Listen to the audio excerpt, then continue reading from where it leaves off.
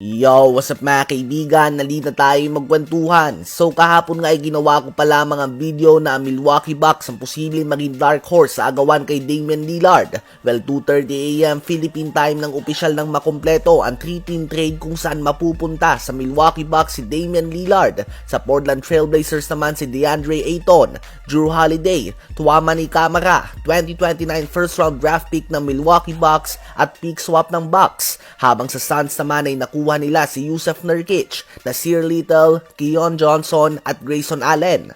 Sa palagay ko nga ay maganda ang trade na ito for all three teams. Wala ngang sobrang lugi at wala din naman sobrang panalo. Ang Suns ay nakakuha ng pamalit na center para kay Ayton at kasama pa dyan ang mga ilang role players. Isang bagay na nawala sa kanila sa Kevin Durant and Bradley Beal trade. Ang Blazers naman ay nabigyan ng mga all-star caliber players at draft picks kapalit ang kanilang long-time superstar. Habang ang Bucks naman ay nabigyan ng superstar na pwede nilang ipares kay Giannis upang ipanatili itong masaya bago magkapirmahan ng panibagong kontrata.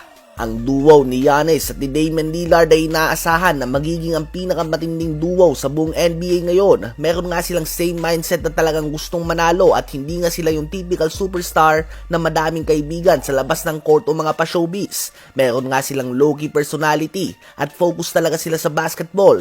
May 22 nang may isang Twitter fan ang nagtanong kay Damian Lillard kung sino ba ang gusto niya maging kakampi sa NBA ngayon at si Giannis nga ang kanyang naging sagot. Habang si Giannis naman ay unang pinili si Dame Time kaysa kay Jrue Holiday sa reserves ng All-Star Game. So mutual nga ang kagustuhan nila na magkampi. Ganun pa man, pareho nga silang loyal sa kanilang team. Ngunit dumating na nga ang oras na humingi ng trade si Damian Lillard at ito na tayo ngayon. May panibago ng kaduo si Giannis at magiging third option naman nila si Chris Middleton. Walang duda na maganda ang combination ni Giannis at ni Lillard sa opensa. Ngunit ang pag-alis nga nila kay Jrue Holiday at Grayson Allen, humina mga kaibigan ng perimeter defense ng Bucks. So hindi nga natin tiyak kung tapos na ba ang mga galaw na ginagawa ng Bucks mga kaibigan. Ang expected na starting lineup ng Milwaukee Bucks ngayon ay si Damian Lillard sa point guard position, Pat Connaughton sa shooting guard, Chris Middleton sa small forward, Giannis Antetokounmpo at Brook Lopez naman sa front court. Nasa bench din sila Bobby Portis, Jay Crowder at Malik Beasley. Napakalakas nga niyan mga kaibigan. Kung may kailangan man dito i-improve ay ito nga ang kanilang perimeter defense. Matinding pressure ang naramdaman mga kaibigan ng Bucks matapos ang mga statements ni Giannis na nagpapakita ng kanyang mindset na hindi siya sigurado kung pipirma ba siya ng extension sa Milwaukee Bucks na naging available last week pa. Si Damian Lillard naman ay sinabi na sa kanyang Twitter account na excited na siya para sa panibagong chapter niya sa Milwaukee Bucks, habang si Jimmy Butler naman ng Miami Heat ay nagrereklamo na sa NBA na tampering daw ang Milwaukee Bucks. Ito ang video mga kaibigan. Yo, NBA, man, y'all need to look into the Bucks for tampering. Y'all do. I'm just gonna put that out there.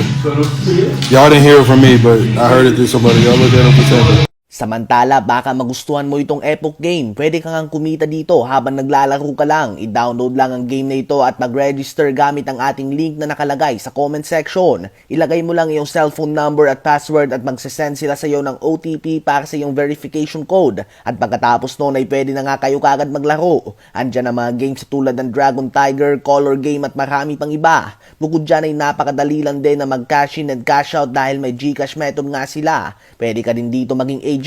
Ilalagay nyo lang iyong referral code at pwede nyo nga ibahagi yan sa inyong mga social media accounts. Kapag may nag-register gamit ang iyong referral ID ay meron nga kayo kagad makukuha ng pera dahil commission based nga ito mga kaibigan. Kaya naman kung interesado kayo ay download na ang Epoch Game gamit ang ating link at referral ID sa comment section.